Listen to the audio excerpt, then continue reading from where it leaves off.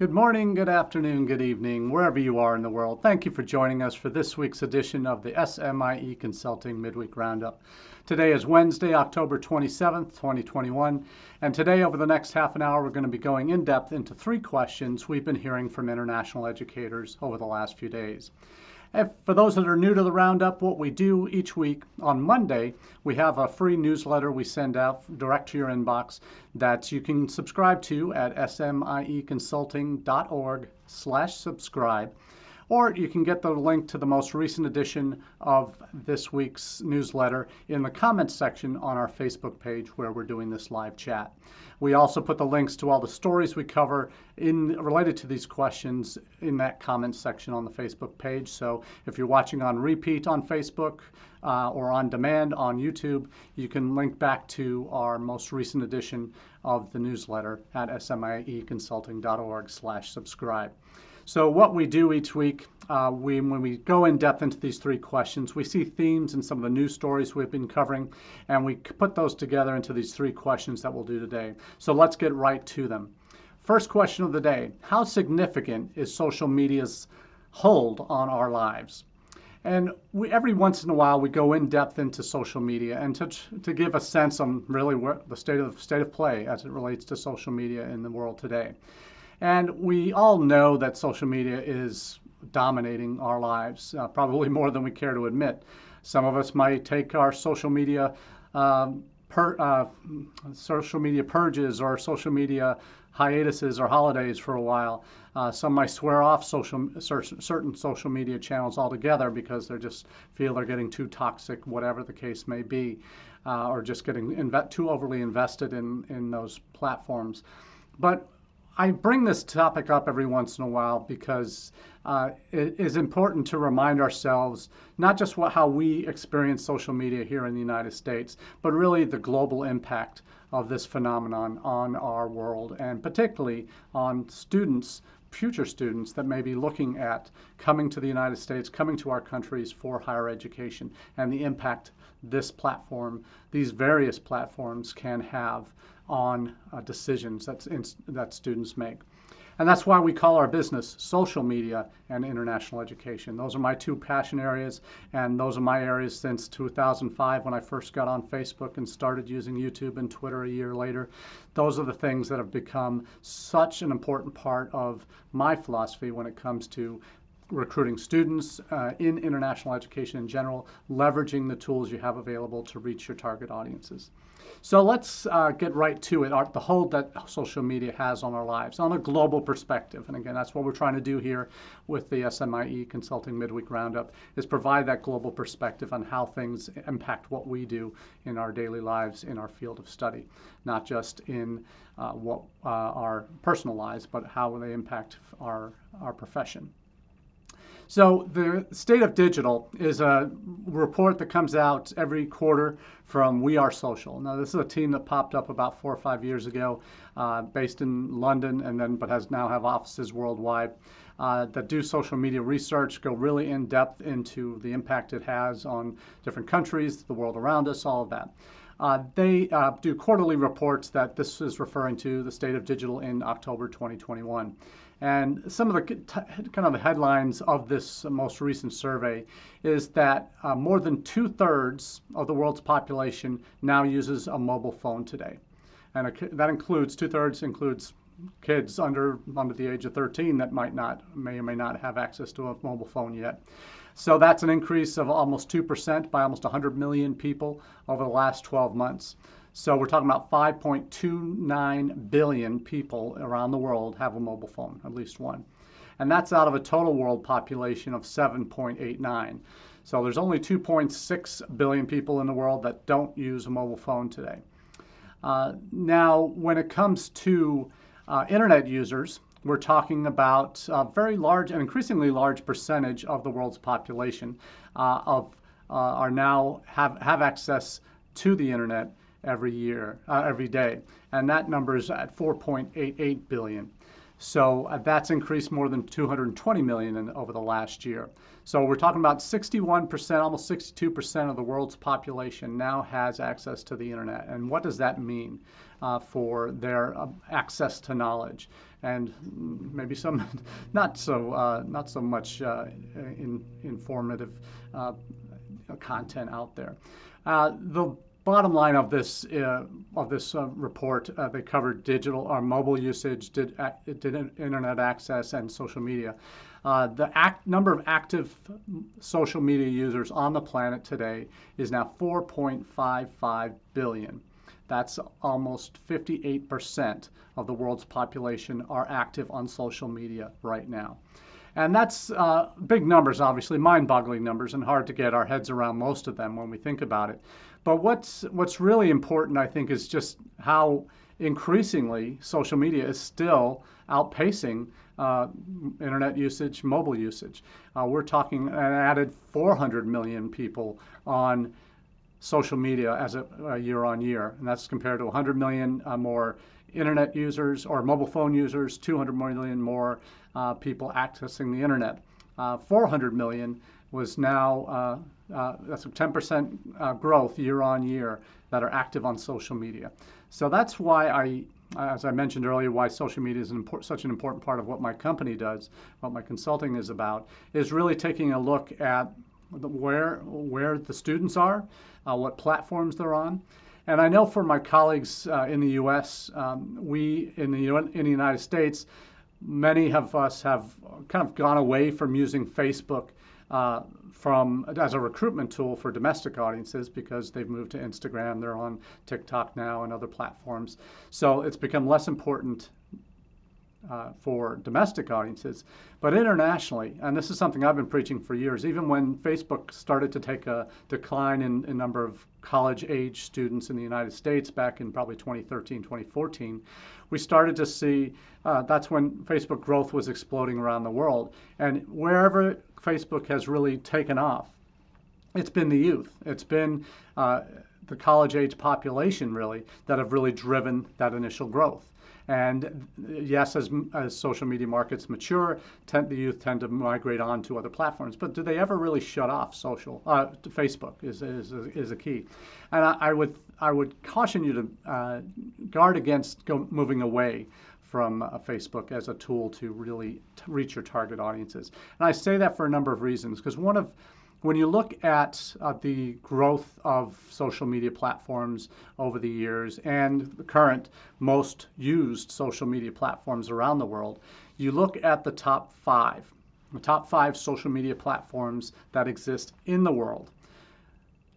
4 of those are Facebook properties: Facebook, YouTube, WhatsApp, Instagram, and Facebook Messenger. Those are the top 5 social media platforms used currently in the world. Facebook is nearing 3 billion people that are using Facebook. They're 2.895 billion right now. YouTube is at 2.29 billion. WhatsApp is at 2 billion. Instagram is at 1.4 billion. Facebook Messenger is at 1.3 billion. After Facebook Messenger, we go down to Wechat, 1.25 billion, so still huge numbers. So Wechat as a market, we're talking about not only in China, where probably close to 1 billion people in China are now on social media. We also know that there are over 1 billion people in China now have access and are using social media platforms. Wechat is their number one. Primarily because it is kind of all things social media. It allows you to do everything from what you do on Facebook, what you could do on Twitter, on YouTube, but also is a PayPal, is a Venmo, those kinds of things as well. It is kind of an all-in-one app that really dominates folks' lives in China, and also the Chinese diaspora. And those that are trying to access the Chinese market have become active on Wechat. My wife, who teaches English, teaches video lessons in English, she is on Wechat, and she keeps in touch with some of her students that way, and some of her students' parents via Wechat. After Wechat, TikTok is now over 1 billion users globally, and that really speaks to their dramatic rise over the last couple of years to one of the top 7 social media platforms in the world with over 1 billion users nowadays.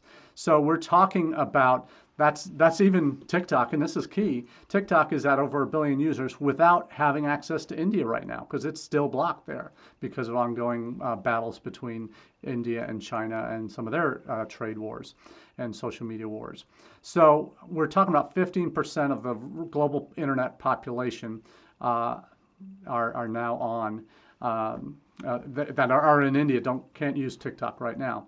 So we're talking about a number of huge numbers in social media, and we look at the ups and downs, and we talk about China, and we've always talked about China as a kind of different beast altogether when it comes to social media, because we know none of the major U.S. platforms, the Facebooks, YouTubes, Twitters, are accessible in China. What you do know is you have the Wechats, you have the Youku version of YouTube, you have the you have QQ, which is more of a messenger type app, and others that Douban and other platforms like that. And TikTok is a Chinese platform. Initially, it goes by Douban in China. But you see now a very different landscape in China. And of those U.S. platforms that are not accessible there, you had up until recently, LinkedIn had been accessible in China without VPN access to get to it. And you've seen, we covered a story this past week where LinkedIn has basically pulled out of China due to increasing regulatory environments and challenges in operating within the country. So there's another story that we'll cover next week in our newsletter from We Are Social about the reasons why LinkedIn is moving out of China. But because of the challenging operating environment, LinkedIn is no longer able to be accessible to the Chinese audience. So if there's now more than ever, it's important for U.S. institutions that are looking to get into that particular market to be looking at reinvesting in that the Chinese ecosystem of social media, particularly WeChat. If you're going to do nothing else in China, be on WeChat if you're looking to reach students there. But that just speaks to the huge impact when over 1 billion people in China itself are on social media, that you want to have that presence on the platforms that they're using. And WeChat is certainly the place to be among others that you may want to consider, depending on how well positioned you are in that country. So how significant is social media's hold on our lives? Personally, I spend much of my free time when I'm not with family and not working on social media. Some of it's research, but some of it's just keeping up with friends. Amazing how those questions you can put out on social media really help you connect or reconnect with friends from long ago. Now that social media is entering adolescence, been in around 13, 14, 15 years now. They're becoming young adults as social platforms. So it's interesting to see how that all develops. But as a whole, part of answering that question, how significant a hold, personally, professionally, it does have significant holds on our lives, I think, and can, depending on how well you embrace it as a tool to reach students as well. So that's our first question. Our next question: will the November 8th international travel restrictions that the Biden administration recently put in place, effective November 8th, will they be modified for international students? Because as of right now, the guidance that came down on October 15th has said that beginning November 8th, any international visitors to the United States must have proof of vaccination in order to enter the country legally. So if you're incoming students, say students who couldn't get a visa appointment in time to come in the fall, that have been doing online or remote learning now for what would be a year and a half, that are still trying to come for the first time to your campus, or come back for the first time since the pandemic hit, or those that want to start new, that maybe we're taking a semester off and say, okay, I want to come when I can come in person. That's when I want to come. For those that were making plans to be here in January, to start the spring term, to return to campus, to be there for the first time, if they haven't been vaccinated in their home country, they're not going to be let in as the restrictions currently stand today. As of November 8th, they will not be allowed in. Obviously, students for the spring term can't come yet because you can't come more than 30 days before your program start date if you're starting in early to mid-January. Early December would be the earliest if you're starting early January that you could legally enter the country on an F1 visa. So that's after this November 8th deadline. So unless those students have already gotten into the country, maybe late arrivals for the fall, and if they haven't been vaccinated yet, as of today, October 27th, they will not be able to enter the country in the spring. How have you communicated that to your incoming students? Have you communicated that to your incoming students yet for the spring? Or are you waiting to hopefully get an exemption down the road? Because this is something that is mission critical. And this because we've been existing in such a fluid situation, frankly, when it comes to travel restrictions since the beginning of the Trump administration in January of 2017, there have been regular changes to U.S. government policy, whether related to Muslim travel bans on the first day in office that the Trump administration rolled out, to changes in when the pandemic hit, to you can't be in person. If your school isn't in person, you can't come, and then that was quickly changed a week later. You've seen a number of these situations occur that are really putting students in limbo that had planned to be in the United States to begin their studies or to continue their studies. So keeping your eye on these things and being able to communicate effectively and coherently with your incoming students during this time of transition, it's also going to impact those. Most international students, if they've been in the United States, maybe arrived in the fall, were able to get vaccinated, they should be okay.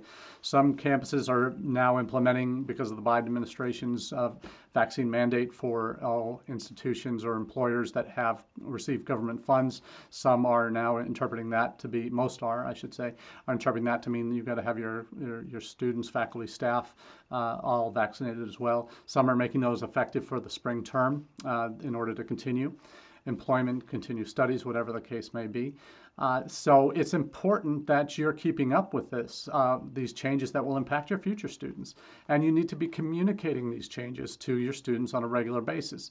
Are you hesitant to communicate because you're hoping there's going to be a modification to this policy, as there have been many times over the last 4 or 5 years? Maybe that's wise, but how long do you let it go? Students that are applying for visa interviews in the next, they can be now applying for visas to come in January. How are they being informed? Are they being informed by you? Do we know anything yet about how consulates are informing them? Are consulates abroad saying to these students that are planning to come in January and they're having their visa interviews, getting their stamps and their passports, are they being told that you will need to be vaccinated before you can enter the United States? And is that even possible where they are? And we've a colleague at the Chronicle, many of you know Karen Fisher. She has a weekly newsletter as well. She does these narrative stories on the larger pictures on some of these issues that we're dealing with. And she did one this past week on vaccination rates in different countries, and how in China it's 75%, 76% are fully vaccinated. But in Vietnam it's only 20%. In some of the other major source countries for students, that's only 30% or less. So how are those students who are planning to come, how are they going to be able to access vaccines between now and the time classes begin in January, given the current regulations as they stand? So this is something we're going to need to keep our eyes on, because it's a very fluid situation, and it's one that kind of throws everything up in the air. And in addition to the travel.state.gov page that announced this on October 15th, I'm putting the link to that in the chat. But I've also got 2 stories, one from the Pi News, where clarification is being sought by the U.S. higher ed community, and then the official letter from ACE and 37 other higher ed associations to the coordinator of the COVID-19 response at the White House, and also the director of the CDC, because those are the 2 elements that are 2 government bodies or related associations that are impacting this policy. It's not DHS, it's not state. They're not referenced in this letter, but certainly the decision to make the vaccination requirement beginning November 8th coordinated by the White House and in consultation with the CDC. So those three, please take a look at the travel statement document from Department of State related to visa entrance, vaccination requirement for entrance. Look at the PI News story on what the higher ed community is doing and some of their positions on this, and as well as the letter that ACE and the Higher Ed Association community have written to CDC and the coordinator of the COVID-19 response in the White House. Those really are informative ones because it really puts in jeopardy some of the growth that's many institutions have been working towards for the spring to finally get their international students numbers back to where they were pre-pandemic and hopefully grow a little bit. But this is certainly throwing a major wrench in those works. I referenced a couple weeks ago conversations I was having with the university that I'm consulting with on how, this is before this announcement came out, that we had a meeting early October about implementing their new vaccine mandate for the spring term. They're actually requiring that students show proof of vaccination before they can register for classes for the spring term, and the implications that would have on incoming or returning international students back to campus. And there was a cross-campus-wide initiative to kind of what does the communication need to look like, what's the best way to register these students, all of these factors, when can they arrive, because they were going to provide students access to any of the 3 U.S. approved vaccines. They would accept students that got any WHO approved vaccine, but if they were able to get it before they came. But for those that couldn't, which was going to be the greater majority of them, they gave them the option, okay, if you want Moderna, you have to arrive 29 days before classes start, so that on the 28th day, you can get your first shot, and the first day of class, you can get your second shot. For those who wanted the Pfizer vaccine, 22 days arrive before your programs start, so on the 21st day, first shot, first day of school, second shot. And for the J&J, Johnson & Johnson, they could come day before classes and get their shot on the first day. So putting together that policy and that communication plan, how to get that information out to the newly admitted international students coming for spring or returning students that were expected to come for spring, that was significant in terms of having that conversation. And those are the kinds of conversations that frankly need to be going on your campuses, and particularly in light of this decision that within the course of the next 2 weeks, new international students will need to be vaccinated unless there's some change that's made or some accommodation or loophole that can be added in to this new travel policy. So we'll see where that goes, but it's certainly one that is going to potentially throw a major wrench into U.S. institutions and their ability to enroll students for the spring term. Now, we'll get a little perspective on this in our third question today, a global perspective on this and how other countries are dealing with this when we get to our next question about Australia. But I certainly think if you haven't had these conversations already within your admissions offices and international student offices, they should be happening, and the relevant departments on campus that need to be a part of that conversation. So please make that a priority in the coming weeks, that if you haven't already, get that conversation going on campus. Have that impact your leadership at your institution, government relations folks. Get this on their radar that they can elevate that through their elected representatives, whether House, Senate, governors, that type of thing, that can put pressure on the administration to make a change to accommodate international students. Because the reality is any institution worth their salt now is realizing that these international students need to be taken care of, need to be provided for, and having access to vaccinations is almost a given now. For any student that wants one can get one. That's kind of the general policy I think many institutions are taking up. Realistically, it's the right thing to do. So by making an exemption and saying to the government, hey, we're going to get these students vaccinated once they get to campus because they want it, we want it. For those that are still looking to come to the United States, that's their priority. That if they can't get it in country where they are, they want to get it as soon as they get to the United States. So that's certainly going to be a very significant topic of discussion and should be on your campuses. So I wish you luck with that one. Now our third question, our final question of the day. How is Australia planning to reopen? This is a topic that for many of us in international higher ed that are familiar with how other countries have been managing the pandemic and the impact that's had on their international education numbers and their institutions will know that Australia is one of the three major destinations after China and New Zealand that have had basically closed borders since the pandemic struck in early 2020.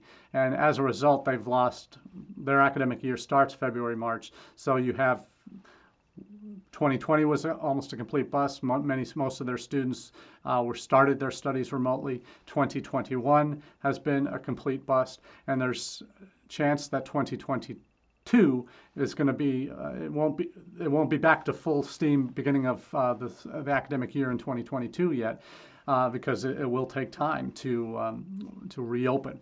But there are four kind of levels of this that we're talking about for reopening. We've heard of, and over the last 2 or 3, 4 months, there have been the individual states in Australia have had to have their own reentry plans approved by the government, the federal government, in Australia before they could be launched. Many of them are doing pilot programs starting November, December this year to readmit international students that had been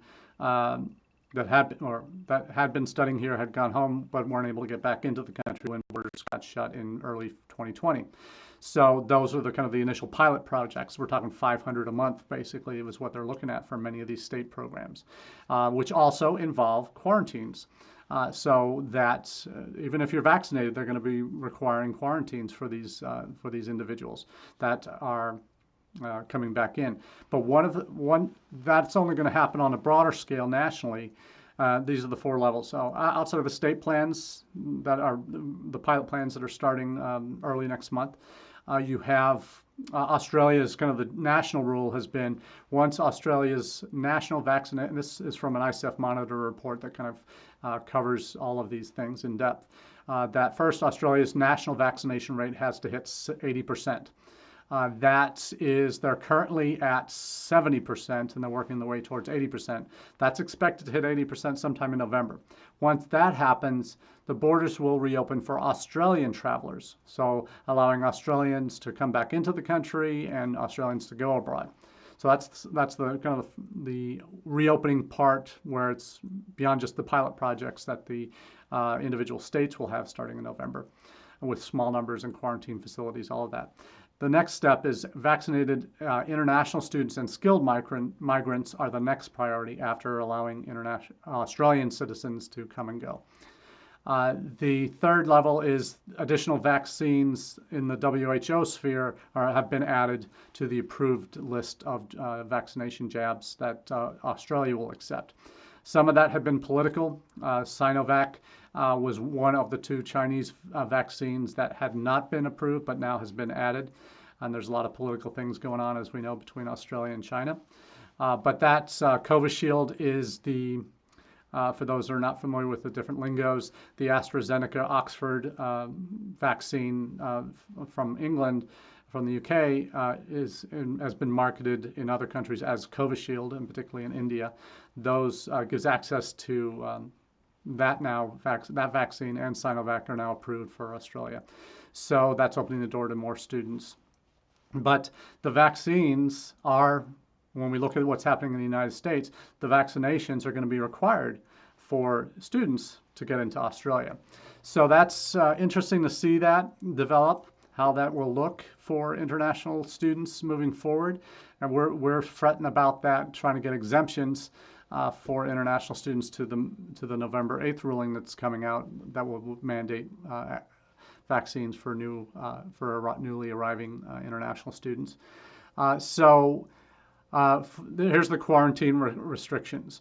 So for many Australians, according to the ICEF report, a 7-day at-home quarantine will be required for returning Australians who are vaccinated, while those who aren't will be required to undergo a 14-day quarantine period in designated hotels. So they can't do that at home if they're returning, if they're not vaccinated. So those are the challenges there. We see in terms of quarantine, similar quarantine rules will likely apply though they would all be hotel-based for international students. And in fact, I think most of them will be. Covishield is the one outside of that is available. That's one in India that is most students have been impacted. So there's real interesting. They're calling it a patchwork of initiatives, comparing what the states are trying to do with their pilot projects and what the federal government's trying to do. So the border closures are trying to fly back in students. Who pays for that? There's been a lot of different issues along the way related to quarantine as well. So we'll see what happens as their borders tend to reopen. And again, it's going to be vaccinated internationals only that will be able to come in. So we'll see how that impacts Australia, and how if the greater majority of students are trying to get in Australia will have one of those vaccines, then maybe that bodes well for us. But in the U.S., but in terms of who can get them, but I haven't seen really any major numbers or surveys on international students coming to the U.S., whether they've been able to get vaccinated yet or going to be able to before they might come in January. But that would be one of those things we'll certainly, as soon as we get some data like that, we'll certainly share that with you. Hopefully you're communicating with your incoming students that are looking to start in January and having those conversations. Have you been vaccinated yet? Just to get a sense, or will you be able to get one before you arrive? Because maybe that's the way you approach this question with this November 8th policy, just to get a sense of how many of your incoming students are going to be impacted by this. So one of the things related to Australia, and why I covered how Australia is planning to reopen, is the government realizes, certainly the higher ed community realizes, that they've taken a massive hits to their reputation, to the willingness of students to wait and continue to take classes online and with the hope of being able to come in person, that they realize they've got some rebuilding of trust to do. And one of the things that they're looking at is a new article, dropping the link into the comments section, that Australia is mulling study visa flexibility to incentivize students. And they have a point system in Australia towards migration for professional year programs, extending post-study work rights for offshore students in flexible new study visa situations. That was one thing that we had seen many destinations. Canada did it, UK did it, Australia did it, and US as well, that students that were abroad since the pandemic hit, that were trying to come back, they were still able to keep their student status, even though they weren't physically in the country, as it counts towards their post-study work opportunity time. Though in the U.S., that's practical training time, OPT.